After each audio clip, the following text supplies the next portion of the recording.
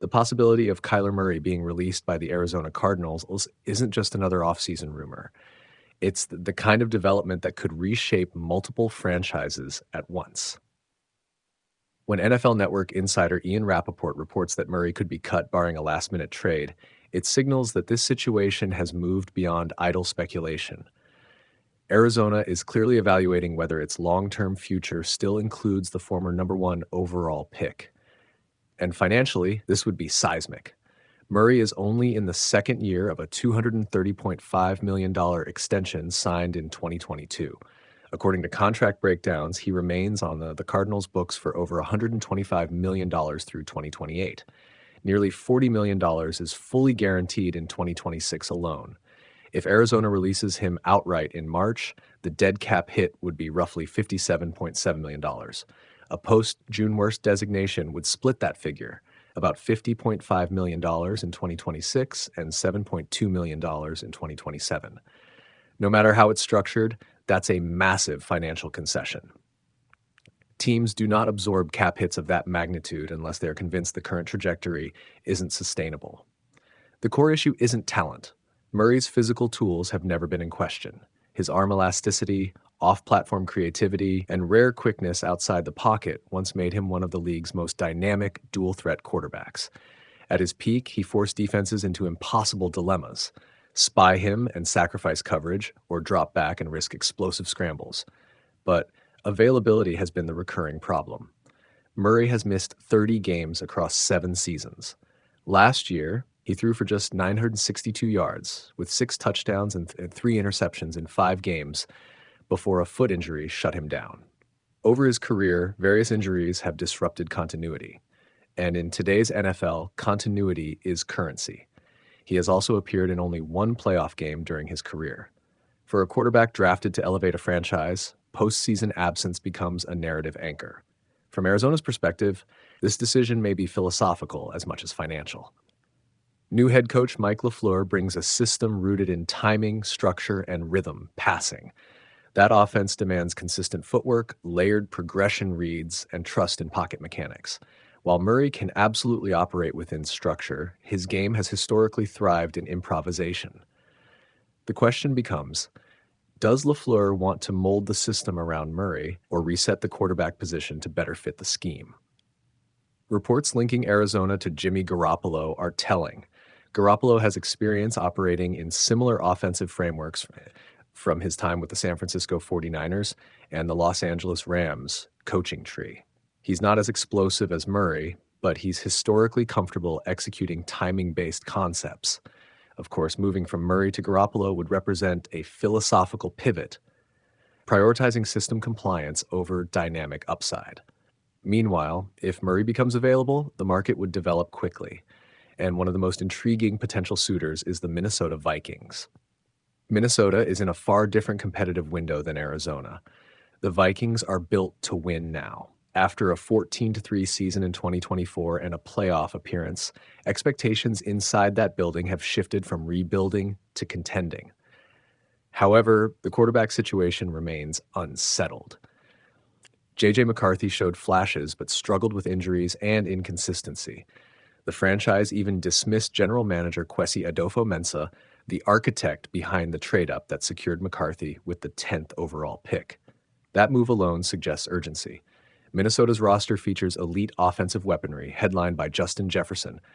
Pairing Jefferson with a quarterback of Murray's athletic profile is tantalizing. Jefferson's route-running precision, combined with Murray's ability to extend plays, could create explosive second-reaction opportunities. It's also worth noting that Murray hasn't consistently played with a receiver of Jefferson's caliber since DeAndre Hopkins was in his prime in Arizona. That connection produced some of Murray's most productive stretches. For Minnesota, the calculus is straightforward. Can Murray's upside outweigh his injury history? In a controlled dome environment, behind a strong offensive line, with a play caller willing to blend structure and creativity, Murray's skill set could flourish.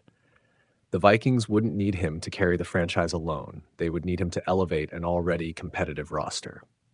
There's also a psychological component. Sometimes a change of scenery reignites careers. Murray has spent his entire NFL tenure in Arizona. Organizational resets, coaching changes, roster turnover have created instability. A fresh environment with a clear contender identity might unlock a more consistent version of his game, but Minnesota would not be alone in monitoring the situation. If the Cardinals retain Murray, or if he chooses another destination, the Vikings reportedly could explore veteran alternatives like Geno Smith of the Las Vegas Raiders, Tua Tagovailoa of the Miami Dolphins, or even a reunion scenario involving Kirk Cousins from the Atlanta Falcons. Each option presents its own risk profile. Smith offers steadiness but limited long-term upside. Tagovailoa brings efficiency but durability questions. Cousins would represent familiarity but potentially signal a short-term bridge rather than a transformational move. Murray, in contrast, remains just 28 years old. That matters. He's not an aging stopgap. He's still within his athletic prime window. If healthy, his ceiling is higher than most quarterbacks potentially available. The gamble revolves entirely around durability and fit. For Arizona, the decision ultimately comes down to direction. Absorbing over $50 million in dead money is painful, but clinging to a quarterback misaligned with the coaching vision can be equally costly in competitive terms. If LaFleur and the front office believe a schematic reset accelerates long-term growth, they may accept short-term financial pain. For Minnesota, this represents opportunity. Championship windows are fragile. A 14-win season creates urgency. The roster is built for January football. What it may lack is quarterback certainty. If Murray becomes available, the Vikings must decide whether they want to bet on elite upside or pursue steadier but less explosive alternatives. This isn't just about one quarterback potentially being cut. It's about two franchises standing at philosophical crossroads. Arizona must decide whether to reset its identity. Minnesota must decide whether to swing big. And in today's NFL, those decisions often determine not just next season, but the next half-decade. The possibility of Kyler Murray being released by the Arizona Cardinals isn't just another offseason rumor. It's the kind of development that could reshape multiple franchises at once. When NFL Network insider Ian Rappaport reports that Murray could be cut barring a last-minute trade, it signals that this situation has moved beyond idle speculation. Arizona is clearly evaluating whether its long-term future still includes the former number one overall pick. And financially, this would be seismic. Murray is only in the second year of a $230.5 million extension signed in 2022. According to contract breakdowns, he remains on the Cardinals' books for over $125 million through 2028. Nearly $40 million is fully guaranteed in 2026 alone. If Arizona releases him outright in March, the dead cap hit would be roughly $57.7 million. A post-June worst designation would split that figure, about $50.5 million in 2026 and $7.2 million in 2027. No matter how it's structured, that's a massive financial concession. Teams do not absorb cap hits of that magnitude unless they are convinced the current trajectory isn't sustainable. The core issue isn't talent. Murray's physical tools have never been in question. His arm elasticity, off-platform creativity. At the NFL scouting combine, quarterbacks are typically judged by velocity readings, footwork precision, whiteboard recall, and how cleanly they drive a 20-yard out from the far hash. But this year in Indianapolis, Fernando Mendoza managed to stand out for something entirely different. Yes, his arm talent was expected. Yes, his resume as a Heisman Trophy winner already placed him under a microscope.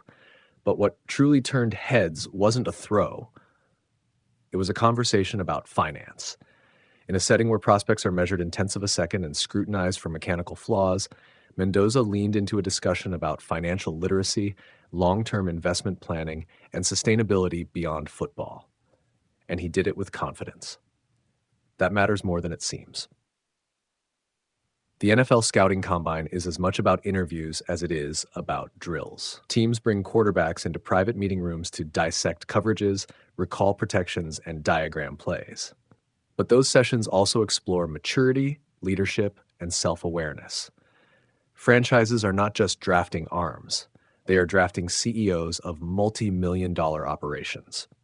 When Mendoza comfortably pivoted into a discussion about financial strategy, referencing investment principles and the importance of long-term wealth management, it signaled something evaluators crave: foresight. Quarterbacks drafted at the top of the first round are often handed contracts worth tens of millions of dollars before they take an NFL snap. Organizations want assurance that the face of their franchise understands the weight of that responsibility. Mendoza didn't stumble through generic cliches. He spoke fluently about preparing for life after football, about sustainable decision making, about leveraging opportunities responsibly. That level of articulation reinforces the perception that his preparation extends beyond film study. Coming off a national championship run with the Indiana Hoosiers and a Heisman-winning season, Mendoza entered the 2026 draft cycle already positioned near the top of most boards. Physically, he checks the boxes: size, arm elasticity, pocket movement, and touch at multiple levels.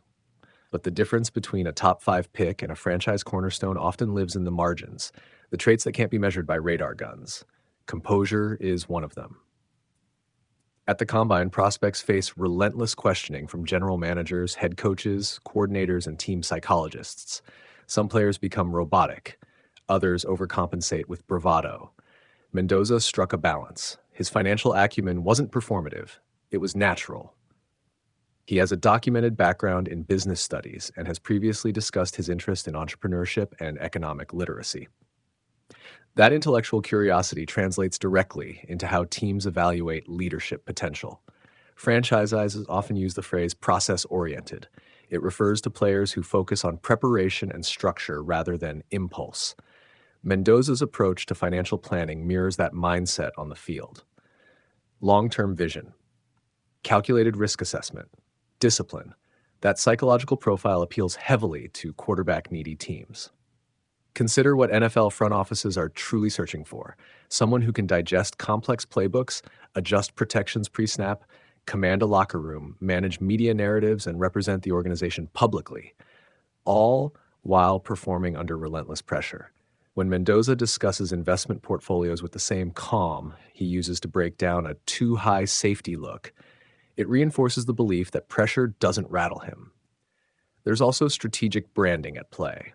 In the modern NFL, quarterbacks are more than players. They are business entities: endorsements, marketing partnerships, community initiatives. All of it intertwines with on-field performance. Demonstrating financial literacy sends a message to sponsors and executives alike. This is a player prepared for scale. Importantly, Mendoza's flex wasn't arrogance. It was control. Confidence rooted in preparation resonates differently than manufactured swagger. Teams can detect authenticity, and by all accounts, Mendoza's discussion felt authentic.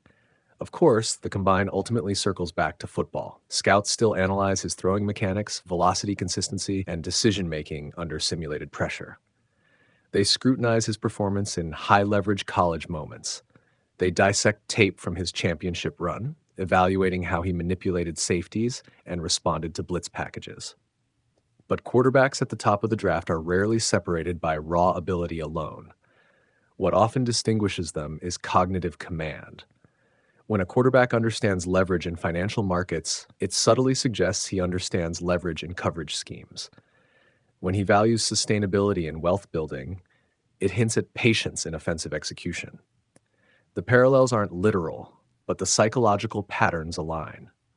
Even his choice to engage publicly in that conversation reflects situational awareness. Mendoza knew cameras were rolling. He knew the league's official social channels amplify narratives.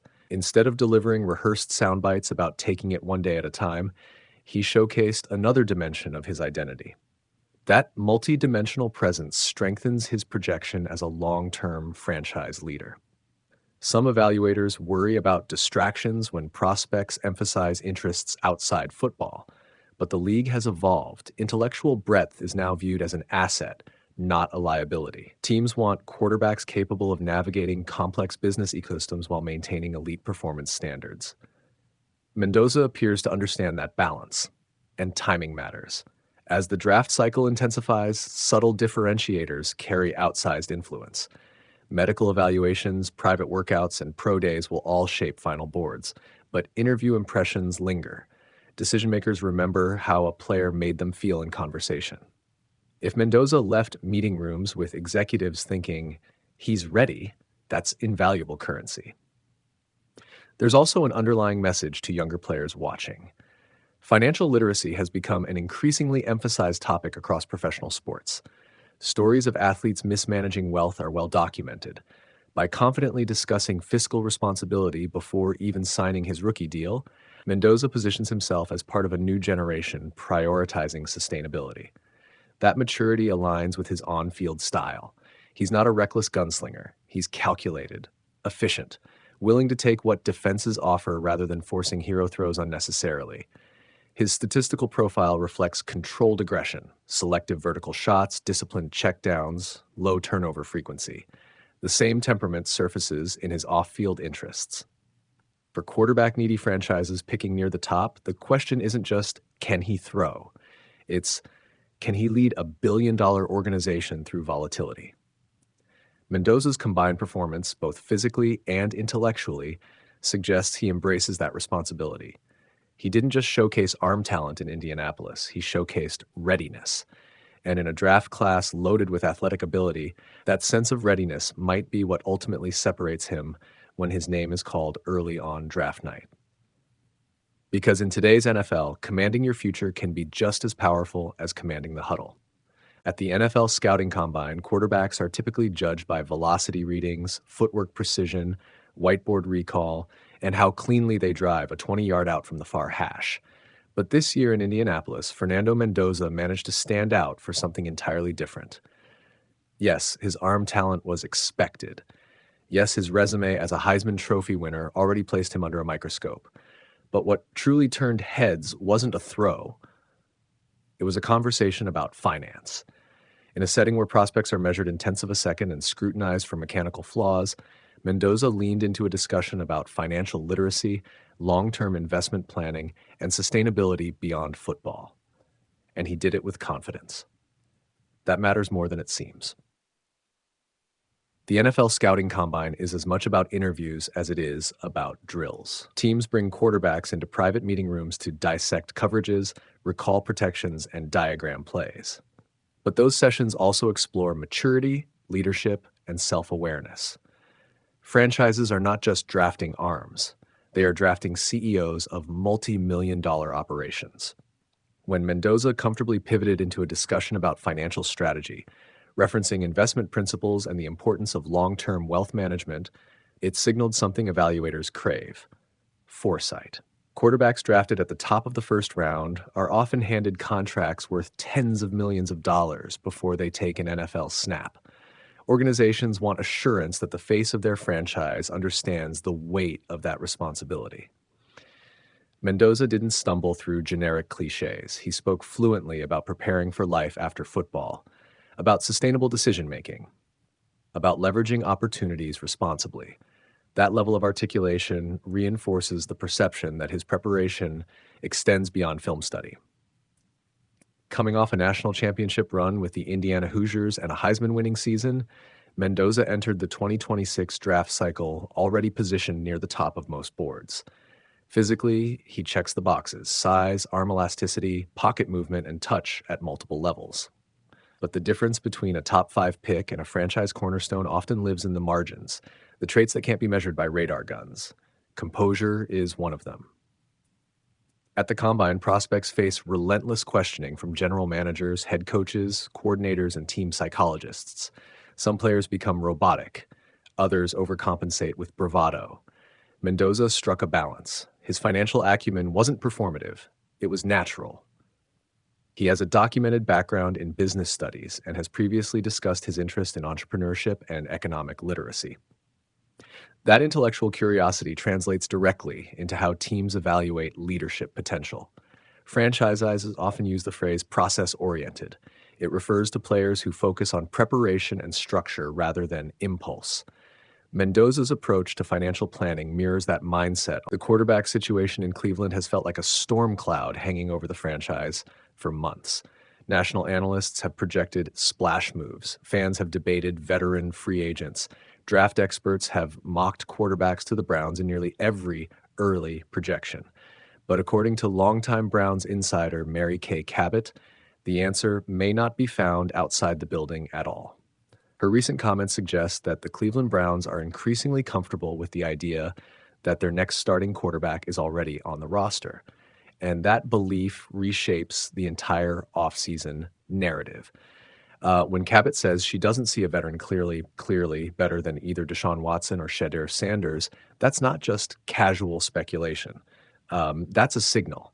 It implies that internally, Cleveland's evaluation may be far less panicked than the public discourse suggests. And that's where this becomes fascinating. For 2 seasons now, the Browns have been trapped in a complicated quarterback reality. Watson's fully guaranteed 5-year, $230 million deal, still one of the most consequential contracts in league history, continues to define their financial structure. His arrival from the Houston Texans was meant to stabilize the franchise with elite-level quarterback play. Instead, injuries and off-field controversy have overshadowed much of his tenure. Multiple Achilles setbacks have raised legitimate durability concerns. The explosive, dual-threat version of Watson that once earned Pro Bowl recognition hasn't consistently appeared in Cleveland. Availability has been the biggest issue. Even when healthy enough to suit up, rhythm and continuity have been difficult to establish. At the same time, the Browns invested in youth. Shedeur Sanders and Dillon Gabriel both experienced the predictable turbulence of rookie quarterbacks adjusting to NFL speed and complexity. Flashes of arm talent, moments of hesitation, drives that looked like the future, series that looked like learning curves. Rookie quarterbacks are rarely linear in development. The question for Cleveland isn't whether Sanders struggled at times, it's whether the flashes outweigh the inconsistency. Cabot's comments suggest the organization believes they might. That's a critical distinction. When she dismisses the likelihood of adding someone like Malik Willis and expresses skepticism about whether Kyler Murray would provide a meaningful upgrade, she's not merely evaluating talent. She's evaluating value, cost, fit, continuity. The veteran quarterback market this offseason lacks obvious, clear-cut solutions.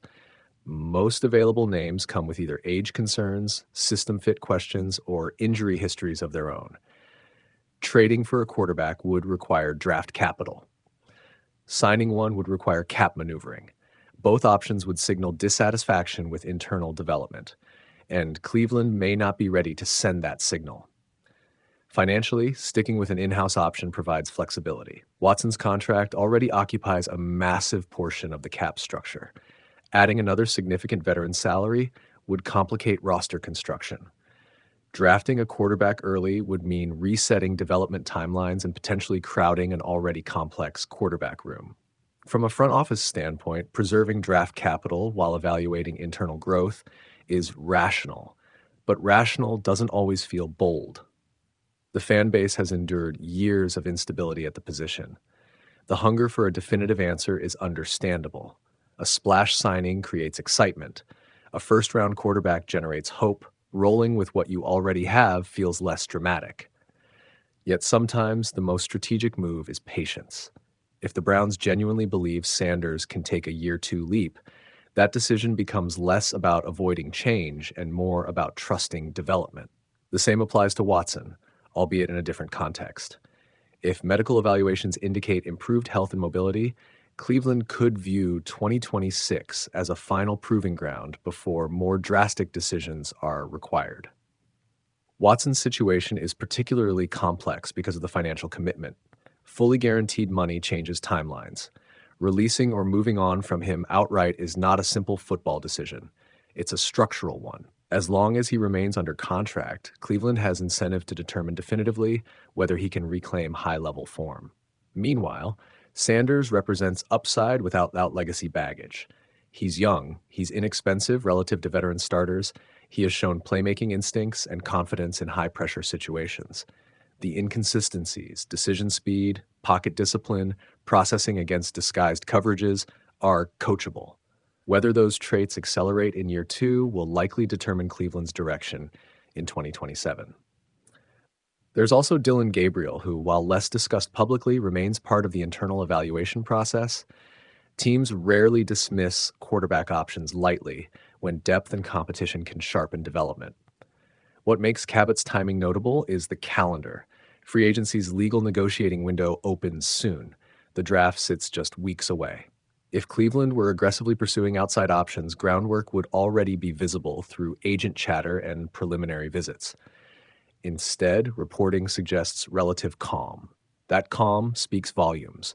It indicates that the Browns may prioritize roster building around the quarterback position rather than replacing it outright, improving offensive line stability, reinforcing the receiver room, building a system that supports efficiency rather than demanding heroics. Quarterback success often correlates as much with environment as raw talent.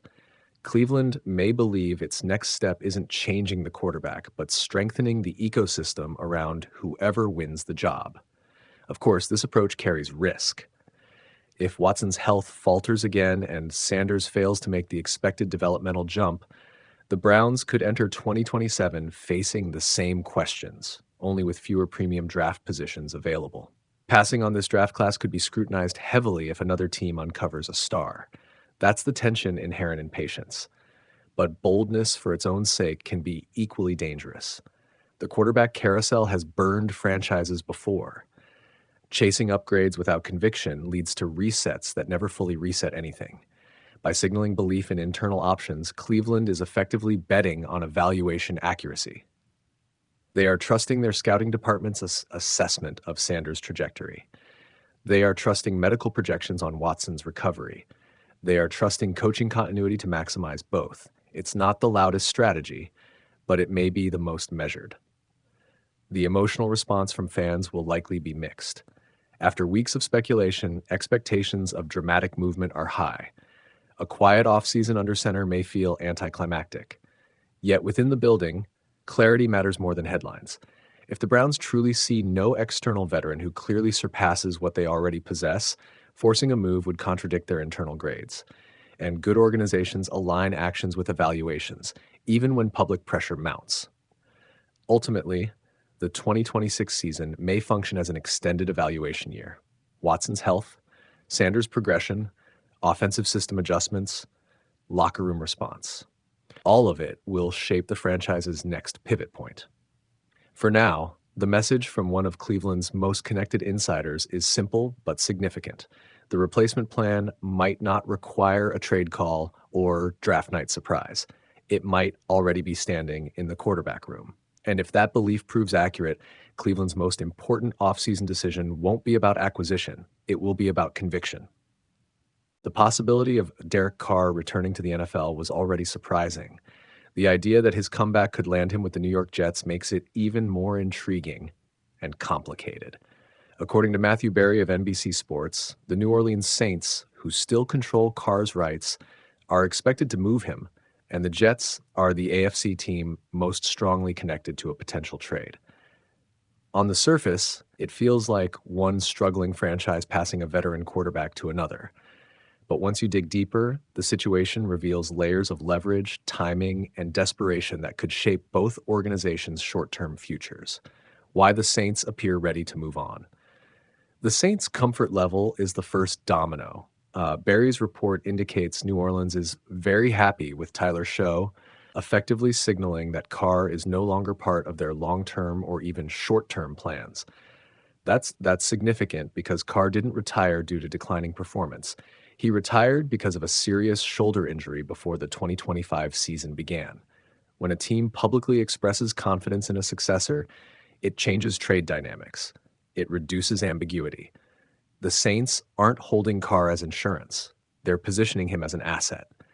That suggests two things. One, they believe Carr is medically close to clearance. Two, they don't want to carry his contract or uncertainty into camp.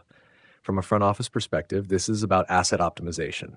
If Carr is healthy enough to play and motivated to return, his value is highest now before teams finalize depth charts and after draft evaluations settle. Why the Jets make sense and don't. The Jets' interest is logical in one respect. They need stability. A 3-14 season doesn't just represent failure, it represents organizational reset. After trading away foundational defensive stars like Sauce Gardner and Quinnen Williams, New York signaled it is either rebuilding aggressively or retooling around a new core identity. Quarterback instability has haunted the franchise for years. Adding Carr would not solve every structural issue, but it would provide experience, leadership, and competence. Three traits the Jets have lacked at the position. However, the fit clashes with Carr's stated requirement. He has publicly said he would only return if he felt fully healthy and believed the team had a chance to win a Super Bowl. On paper, the Jets do not meet that threshold. They were tied for the worst record in football last season. Their roster is thinner. Their defense, once the team's identity, has been partially dismantled. So why would Carr consider it? The reality of leverage. When a 34-year-old quarterback retires due to injury and then signals a comeback, leverage becomes limited. Super Bowl contenders rarely shop for aging quarterbacks coming off significant shoulder concerns. Teams in championship windows typically want either proven durability or ascending talent. Carr may discover that his preferred destinations are not available. That forces recalibration. If New York offers a clear starting job, a strong contract structure, and offensive input in system design, it may become the most realistic opportunity, even if it isn't a championship-ready roster today. And from the Jets' perspective, the calculus is simple: competence first, contention later. The Minnesota angle. There were whispers connecting Carr to the Minnesota Vikings. Barry dismissed that notion directly, stating he did not hear that at all. That denial matters. Minnesota presents a very different scenario: stronger recent infrastructure, playoff competitiveness, and arguably closer to Carr's Super Bowl criteria. But if that door isn't open, Carr's market narrows quickly. The Jets then become less about preference and more about practicality. Carr's risk profile. The shoulder injury cannot be overlooked. Quarterbacks rely on torque, velocity, and repetitive high-stress motion. Even if cleared medically, durability concerns linger. Teams will scrutinize velocity metrics, recovery timelines, and throwing mechanics during private evaluations. For the Jets, trading for Carr isn't just about talent, it's about medical confidence. If they believe his arm strength returns to pre-injury levels and his decision-making remains intact, he instantly upgrades their quarterback room. If not, they inherit risk. That's the delicate balance. What Carr would actually bring at his peak? Carr wasn't elite, but he was efficient. He can operate timing-based systems. He protects the football when supported by structure. He commands huddles and absorbs complex protections quickly. For a young or transitioning offense, those qualities matter, but Carr is not a quarterback who single-handedly elevates a flawed roster deep into January. He thrives when infrastructure is stable. That's the paradox. The Jets need elevation. Carr thrives on stability. If New York believes it can construct stability around him through draft additions and offensive line reinforcement, the move becomes defensible. Saints' motivation beyond depth chart. There's also a financial layer. Even if Carr retired, contractual rights remain an asset. Moving him clears cap implications and avoids future complications if he re-enters the league. The Saints aren't emotionally attached here. They're strategically clearing the runway for their next era. If Tyler Show performs as expected, the Carr chapter becomes a transitional footnote. The psychological component. Carr's career has been defined by resilience and scrutiny. From his years with the Raiders to his uneven stretch in New Orleans, he has navigated coaching changes, roster shifts, and public doubt. A comeback attempt adds another layer of pressure. If he returns and struggles, the narrative becomes harsher. If he returns and steadies a chaotic franchise like the Jets, the redemption arc strengthens. That narrative element matters, especially for a veteran quarterback weighing legacy considerations late in his career. Why this move would be classic Jets. The Jets historically oscillate between rebuilding and chasing quick fixes. Trading for Carr could be interpreted either way. If viewed as a short-term stabilizer while grooming a younger quarterback behind him, it's pragmatic. If viewed as a primary solution to deeper roster issues, it risks repeating past cycles.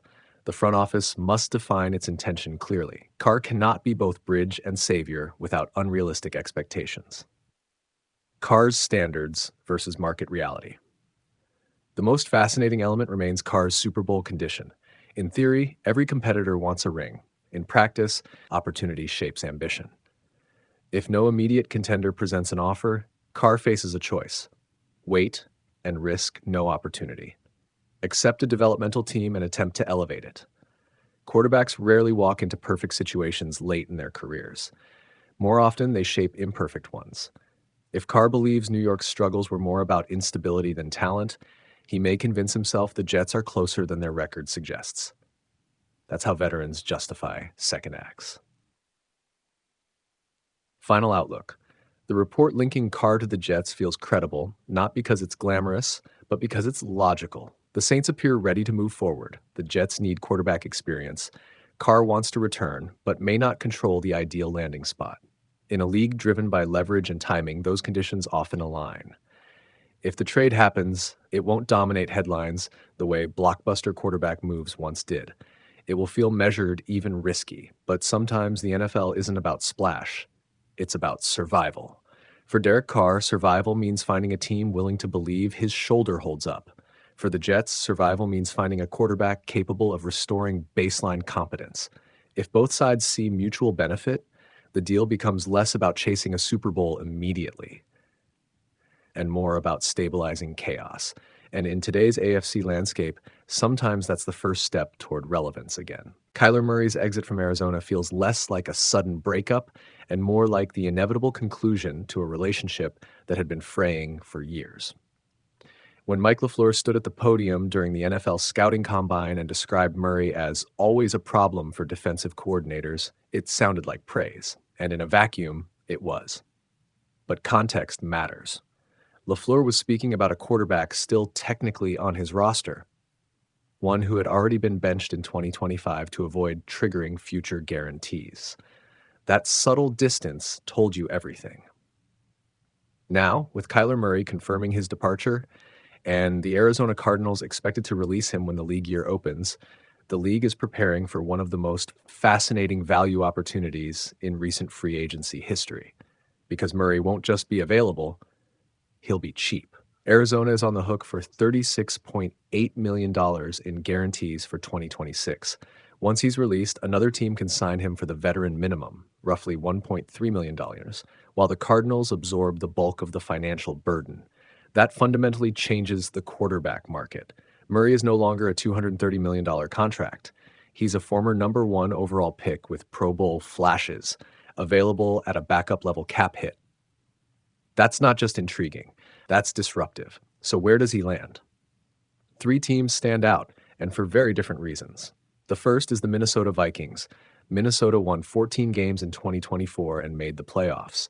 The roster is built to compete now, but the quarterback room remains unsettled. J.J. McCarthy, the 10th overall pick in 2024, battled injuries and inconsistency. The front office turnover that followed only amplified the urgency. The Vikings don't need a rebuild.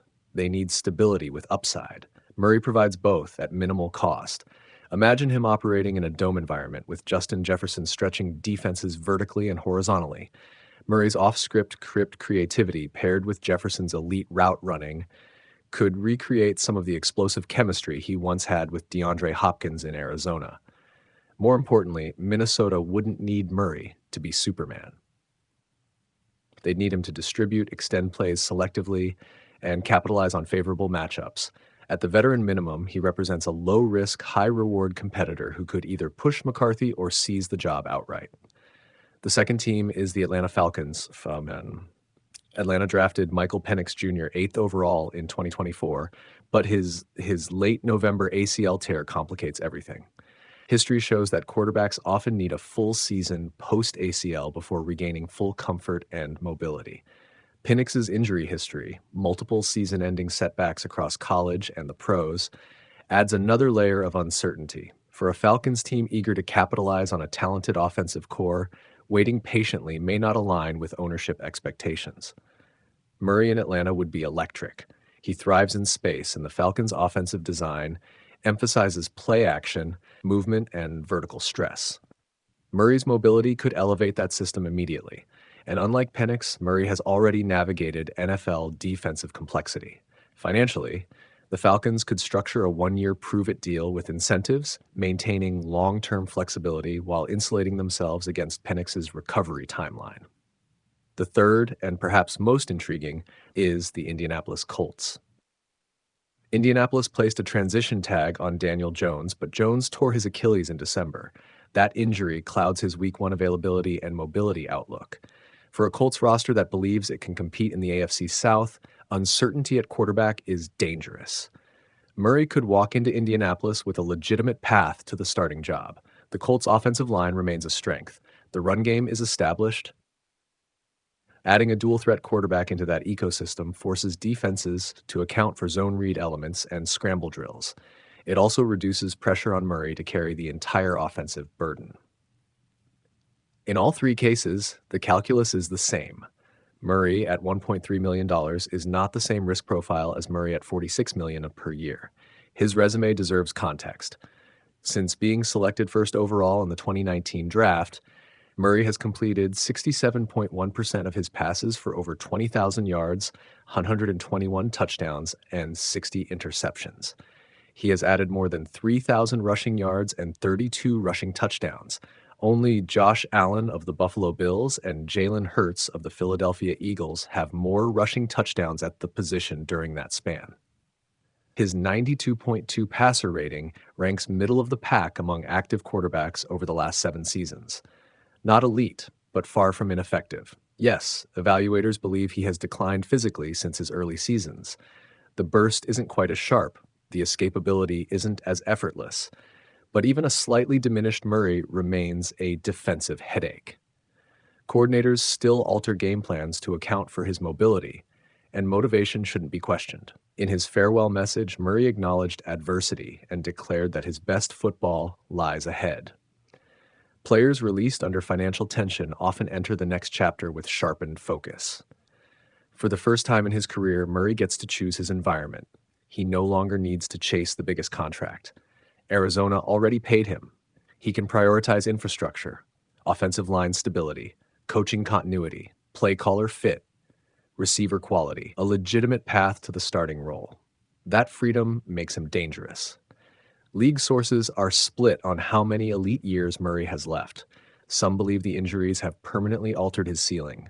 Others argue that at 28, he remains squarely within his prime window, especially if placed in a system that blends structure with improvisational freedom. And that's the key. Murray struggled at times when asked to operate purely within rigid frameworks. But in offenses that encourage movement, tempo variation, and calculated aggression, he's proven capable of dynamic stretches. For Minnesota, he could be a competitive accelerator. For Atlanta, a strategic insurance policy with upside. For Indianapolis, a potential week 1 solution. And across the league, he represents something rare, a starting caliber quarterback available at backup pricing. In a salary cap league defined by efficiency, that's not just appealing. It's a potential market inefficiency waiting to be exploited. Kyler Murray's Cardinals chapter may be closing, but if he lands in the right building, with the right play caller, the right protection, and the right patience, the next chapter might be the most dangerous one yet. Kyler Murray's exit from Arizona feels less like a sudden breakup and more like the inevitable conclusion to a relationship that had been fraying for years. When Mike LaFleur stood at the podium during the NFL scouting combine and described Murray as always a problem for defensive coordinators, it sounded like praise, and in a vacuum, it was. But context matters. LaFleur was speaking about a quarterback still technically on his roster, one who had already been benched in 2025 to avoid triggering future guarantees. That subtle distance told you everything. Now, with Kyler Murray confirming his departure and the Arizona Cardinals expected to release him when the league year opens, the league is preparing for one of the most fascinating value opportunities in recent free agency history. Because Murray won't just be available, he'll be cheap. Arizona is on the hook for $36.8 million in guarantees for 2026. Once he's released, another team can sign him for the veteran minimum, roughly $1.3 million, while the Cardinals absorb the bulk of the financial burden. That fundamentally changes the quarterback market. Murray is no longer a $230 million contract. He's a former number 1 overall pick with Pro Bowl flashes, available at a backup level cap hit. That's not just intriguing. That's disruptive. So where does he land? 3 teams stand out, and for very different reasons.